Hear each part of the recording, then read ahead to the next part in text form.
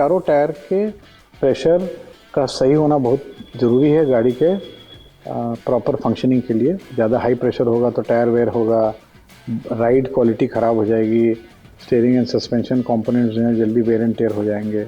Under inflated रहेगा, tyre pressure बहुत कम रहेगा तो गाड़ी की माइलेज ख़राब होगी, टायर का भी वेयर एंड टेयर ज़्यादा होगा, ड्राइव क्वालिटी जो है वो स्टिफ हो जाएगी। जिस गाड़ी में ये सिस्टम नहीं है और किसी भी यूज़र को ये लगाना है तो काफ़ी रिलायबल और काफ़ी अच्छे अच्छे ब्रांड्स के आपके टायर प्रेशर मॉनिटरिंग सिस्टम आपको मिल जाते हैं, ऑनलाइन भी मिल जाएंगे।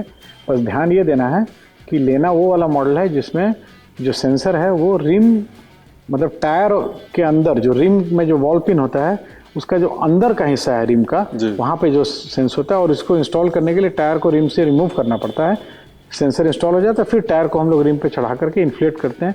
तो ये वाला जो है ये काफ़ी एक्यूरेट होता है, रिलायबल भी होता है और अच्छे अच्छे ब्रांड्स के और काफ़ी कॉस्ट इफेक्टिव प्राइस रेंज में मिल भी जाते हैं। नमस्कार, हेड्स अप ऑटो में आपका बहुत बहुत स्वागत है और आज बात होगी टायर प्रेशर मॉनिटरिंग सिस्टम यानी टीपीएमएस के बारे में। बातचीत करूंगा अपने ऑटो एक्सपर्ट अशोक प्रियदर्शी जी से। सर बहुत बहुत स्वागत है।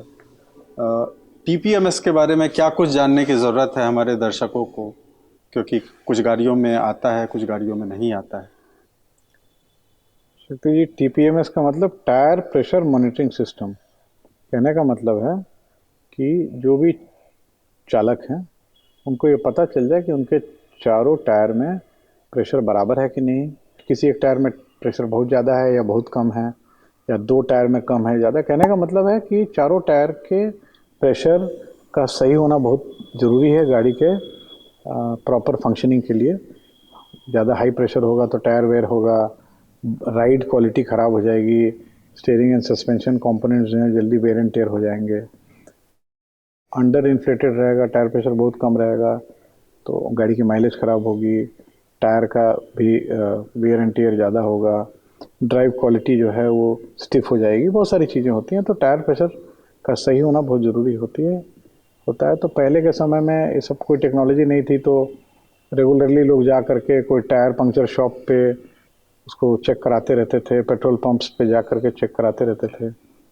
परंतु बहुत जगह टायर प्रेशर का जो गेज होता था वो भी बहुत प्रॉपरली कैलिब्रेटेड नहीं होता था, तो ये काफ़ी दिनों तक बड़े अनऑर्गेनाइज तरीके से, खासकर हमारे देश में, टायर प्रेशर को लोगों ने मॉनिटर किया। फिर बाद में कुछ इंडिविजुअल पोर्टेबल डिवाइसेस भी लोग रखने लगे, परंतु अब इसको नेक्स्ट लेवल पे टेक्नोलॉजी चली गई और अब हो गया automatic tyre pressure monitoring system. इसमें आपको कोई भी टायर का प्रेशर को नापने के लिए कोई एक्सटर्नल गेज या मीटर लगाने की ज़रूरत नहीं है।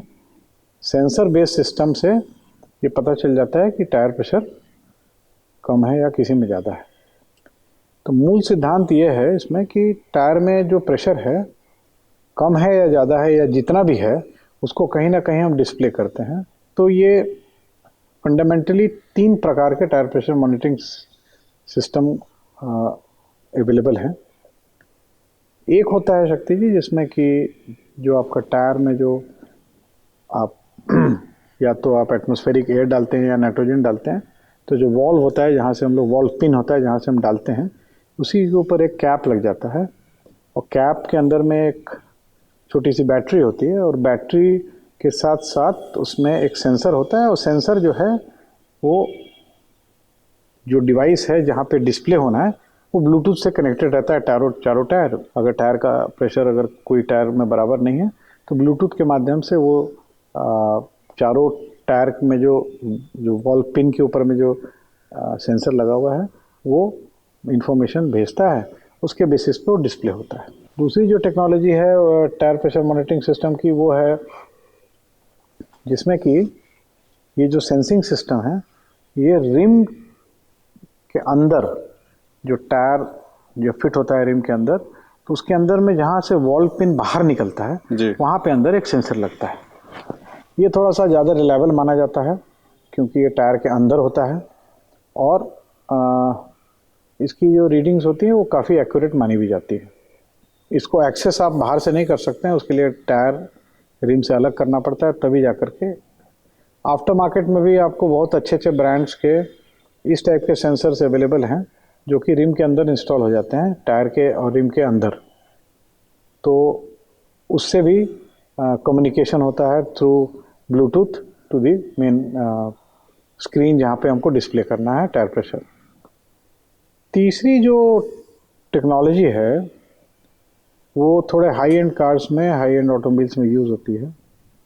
इसमें क्या होता है शक्ति जी कि टायर प्रेशर ज़्यादा या कम होगा तो अल्टीमेटली जो टायर की जो डायमीटर है, अगर एक्सेसिव टायर प्रेशर होगा तो डायमीटर बढ़ जाएगा, अंडर इन्फ्लेटेड होगा, टायर में प्रेशर कम होगा तो डायमीटर कम हो जाएगा।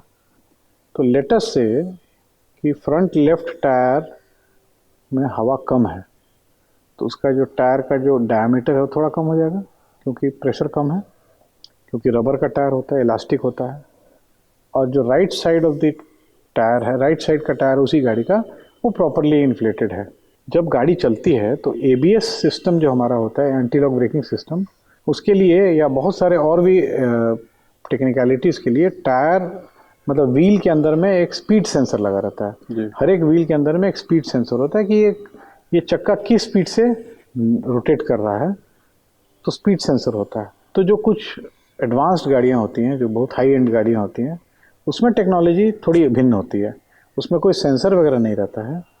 उसमें क्या होता है कि अगर कोई एक टायर में प्रेशर कम है और एक उसी के गाड़ी के दूसरे टायर में प्रेशर ज़्यादा है, तो गाड़ी तो जब चल रही है तो चारों व्हील जो है वो इक्वी डिस्टेंस चल रहे हैं, बट इक्वी डिस्टेंस चलने में भी एक ही इक्वल डिस्टेंस भी चल रहे हैं। तो due to the change in the diameter of the tyre, एक थोड़ा कम एक ज़्यादा है, तो नंबर ऑफ रोटेशंस का फ़र्क आ जाएगा। मान लीजिए कि हम 100 मीटर चल रहे हैं तो 100 मीटर में जो टायर में हवा कम है वो नंबर ऑफ टर्न्स जो हैं वो, और जो टायर उसी गाड़ी में दूसरा टायर जो प्रॉपरली इन्फ्लेटेड है या ओवर इन्फ्लेटेड है उसका डायमीटर बढ़ गया, तो अल्टीमेटली जो व्हील सेंसर्स के माध्यम से गाड़ी का जो कंप्यूटिंग सिस्टम है वो सेंस कर लेता है कि एक सेम डिस्टेंस ट्रैवल करने के लिए एक टायर ने कम रोटेशन लिया, एक टायर ने ज़्यादा रोटेशन लिया। ये हाई एंड कार्स में होता है, इसमें कोई सेंसर्स नहीं होते हैं। और ये जो difference in the total number of rotations जो कि एक पर्टिकुलर फिक्स डिस्टेंस के लिए होते हैं, उसी के हिसाब से वो कंप्यूट करके और कैलकुलेट करके बता देता है कि इस टायर में प्रेशर इतना है, इस टायर में प्रेशर इतना है, क्योंकि उसमें वैल्यूज़ डाली रहती है कि अगर प्रॉपरली इन्फ्लेटेड है तो इस टायर का डायमीटर इतना होना चाहिए जी। तो डिफरेंशियल प्रेशर अगर होगा तो गाड़ी अगर सेम डिस्टेंस चलेगी तो नंबर ऑफ रोटेशंस जो हैं, दोनों जो टायर हैं, जो एक कम प्रेशर है एक ज़्यादा प्रेशर है, उसके नंबर ऑफ रोटेशंस में कुछ अंतर होगा जिसको वो रीड करके और उसको कंप्यूट करके और टायर प्रेशर के फॉर्म में टायर प्रेशर मॉनिटरिंग सिस्टम जो है वो हमारे डिस्प्ले जहाँ पे भी हो, चाहे वो इंस्ट्रूमेंट क्लस्टर में हो या अलग से कोई स्क्रीन लगा हो, तो उसमें आके डिस्प्ले होता है। तो ये मुख्य तौर से 3 टेक्नोलॉजी है। अशोक जी, बीच में मैं रोक रहा हूँ, इससे जुड़ा हुआ सवाल है कि कितने रेंज की गाड़ियों में कंपनी से ये जो तीनों टेक्नोलॉजी की बात हमने की है? अब तो देखिए टायर प्रेशर मॉनिटरिंग सिस्टम शक्ति जी, जो मैंने पहला वाला जो बताया जिसमें कि आगे बाहर में जो वॉल्व पिन होता है जिससे हम लोग हवा डालते हैं, उसके ऊपर जो है वो तो रिडंडेंट टेक्नोलॉजी है, वो बहुत रिलायबल थी भी नहीं। प्लस उसमें हर बार हवा चेक करने के लिए, डालने के लिए खोलना पड़ता है, वो ख़राब हो जाता है, बैटरी डाउन हो जाती है, एट्सेट्रा एट्सेट्रा। उससे ज़्यादा जो बेहतर टेक्नोलॉजी थी वो रिम के अंदर जो सेंसर लगता था उसकी थी। अब तो अमूमन हमारे देश में 10-15 लाख की गाड़ियों से स्टार्ट हो जाता है और हायर एंड की गाड़ियों में भी जाता है, परंतु एकदम हम प्रीमियम गाड़ी अगर की बात करें जो मे बी 50-60 लाख से ऊपर की गाड़ियां हैं, उसमें ये जो टेक्नोलॉजी हमने लास्ट में बताई जिसमें कि जो टायर का जो डायमीटर होता है एज पर द प्रेशर, उस डाया को कैलकुलेट करके टायर पर, that is a more scientific way. इसमें इनफैक्ट ये भी पता चल जाता है कि अगर आपका टायर का प्रेशर बराबर है बट एक टायर ज़्यादा घिसा हुआ है और एक टायर कम घिसा हुआ है, तो वो भी इंडिकेट हो जाता है, बिकॉज हम तो difference of total number of rotations को कैलकुलेट करते हैं। तो ये तो अवेलेबल मतलब हाई एंड गाड़ियों में ये टेक्नोलॉजी ज़्यादा है। थोड़ी सी सस्ती गाड़ियों में रिम के अंदर में सेंसर्स लग जाते हैं। और एक बात और है कि जिस गाड़ी में ये सिस्टम नहीं है और किसी भी यूज़र को ये लगाना है, तो काफ़ी रिलायबल और काफ़ी अच्छे अच्छे ब्रांड्स के आपके टायर प्रेशर मॉनिटरिंग सिस्टम आपको मिल जाते हैं, ऑनलाइन भी मिल जाएंगे। बस ध्यान ये देना है कि लेना वो वाला मॉडल है जिसमें जो सेंसर है वो रिम, मतलब टायर के अंदर जो रिम में जो बॉल पिन होता है उसका जो अंदर का हिस्सा है रिम का, वहाँ पे जो सेंस होता है, और इसको इंस्टॉल करने के लिए टायर को रिम से रिमूव करना पड़ता है। सेंसर इंस्टॉल हो जाता है, फिर टायर को हम लोग रिम पे चढ़ा करके इन्फ्लेट करते हैं।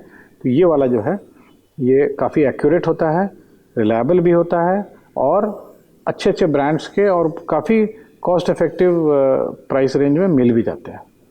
अशोक जी, इसमें सवाल ये उठता है कि अगर मान लीजिए वो डाला अंदर रिम के अंदर में, तो इसकी लाइफ कितनी होती है, कितने दिनों बाद फिर से रीचेक करने की ज़रूरत होती है, या फिर ख़राब हो गया तो क्या करेंगे? अल्टीमेटली देखिए, उस डिवाइस को जी, गाड़ी का जो भी कंपोनेंट है जिसमें वो डिस्प्ले हो रहा है वहाँ से तो उसको कम्युनिकेट करना है जी, उसके अंदर में बैटरी होती है। जी, बैटरी ही कुछ दिनों के बाद ख़राब होने की संभावना होती है या डाउन हो जाती है, तो रिप्लेसमेंट के लिए टायर को रिम से निकाल के बैटरी रिप्लेस हो जाती है। जी। वो कोई बहुत बड़ी टेक्नोलॉजी नहीं है, और अब टेक्नोलॉजी इतनी बढ़िया हो गई क्योंकि बैटरी कंजम्पशन भी बहुत स्लो हो गई है, तो काफ़ी दिन बैटरी चल भी जाती है।